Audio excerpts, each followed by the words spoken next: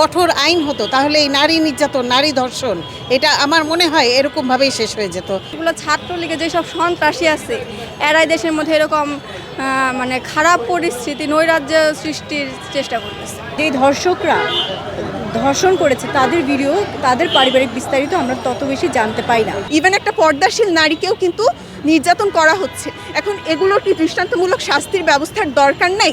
আসলে কি পর্দা করলেই সব হয়ে যাবে? হবে না কিন্তু। ইসলাম যে নারীকে যেভাবে থাকতে বলেছে, নারী যদি সেভাবে আসলেই থাকে তাহলে এদিকে হচ্ছে নারীর মর্যাদাটাও রক্ষা হয় এবং নারী হচ্ছে সেফও থাকে। নারীরা শোভাবর্ধন এবং প্রদর্শনের প্রতীক।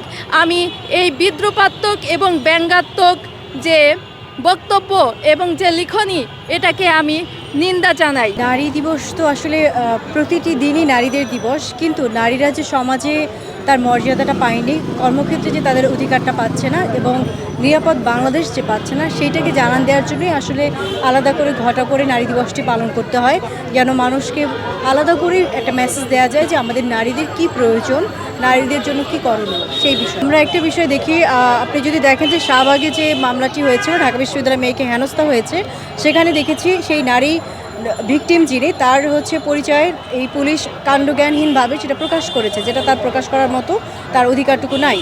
তারপরে দেখেন এই যে 8 বছরের শিশুকন্যাটি ধর্ষিতা হলো, তার ভিডিওটা আমরা দেখছি, সেই মেয়েটিকে দেখতে পাচ্ছি, কিন্তু যেই ধর্ষকরা ধর্ষণ করেছে তাদের ভিডিও, তাদের পারিবারিক বিস্তারিত আমরা তত বেশি জানতে পাই না। আমরা চাই বাংলাদেশে একদম কঠোরভাবে একটা হলেও ধর্ষকের বিচার যেন নিশ্চিত করা হয়, যেন ভবিষ্যতে কেউ এই ধরনের কাজ করতে সাহস না করে।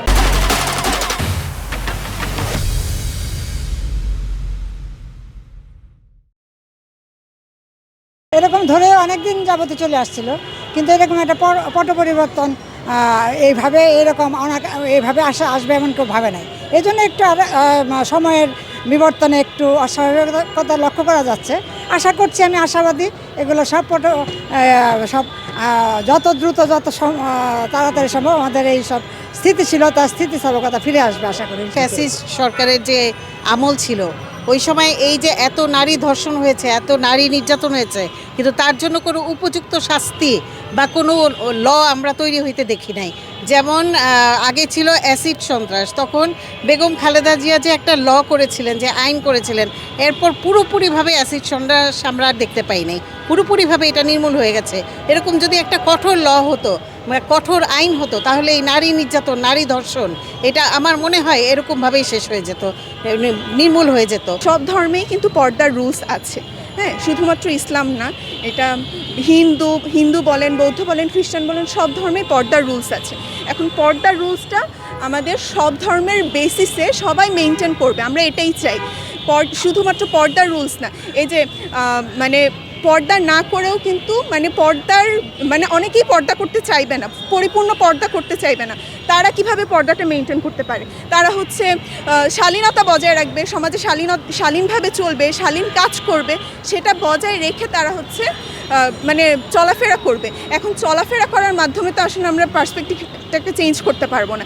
এখানে যারা অপোজিটে আছে, যারা হচ্ছে এই ধরনের অপকর্ম ঘটাচ্ছে, ইভেন একটা পর্দাশীল নারীকেও কিন্তু নির্যাতন করা হচ্ছে। এখন এগুলোর কি দৃষ্টান্তমূলক শাস্তির ব্যবস্থার দরকার নাই? আসলে কি পর্দা করলেই সব হয়ে যাবে? হবে না কিন্তু।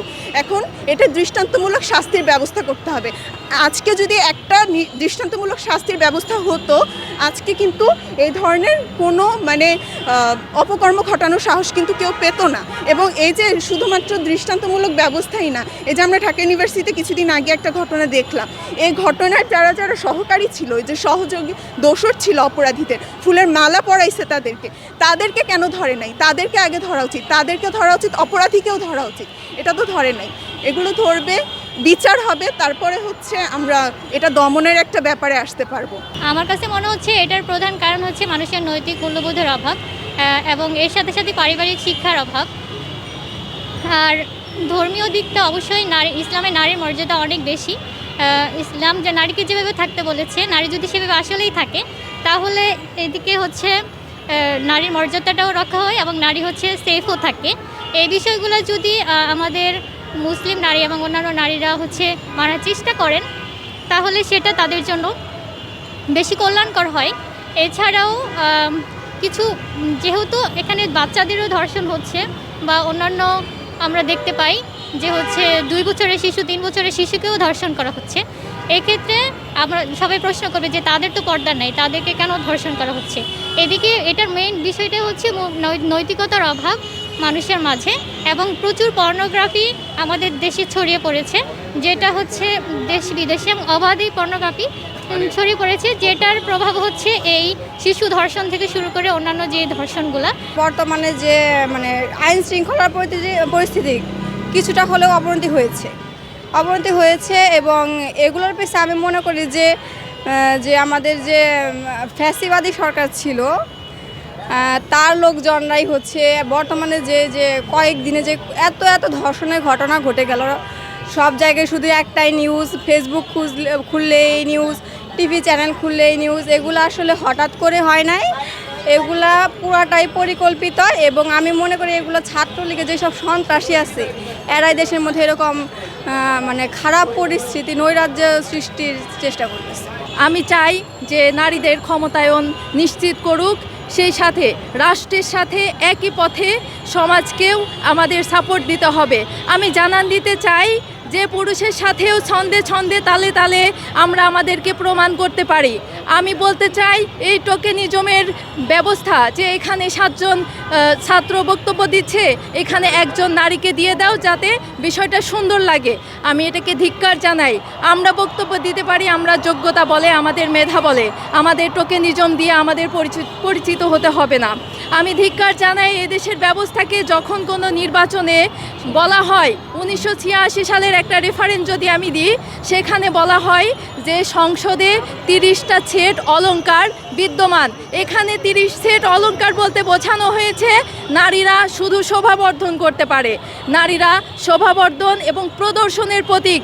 আমি এই বিদ্রূপাত্মক এবং ব্যঙ্গাত্মক যে বক্তব্য এবং যে লিখনি, এটাকে আমি নিন্দা জানাই।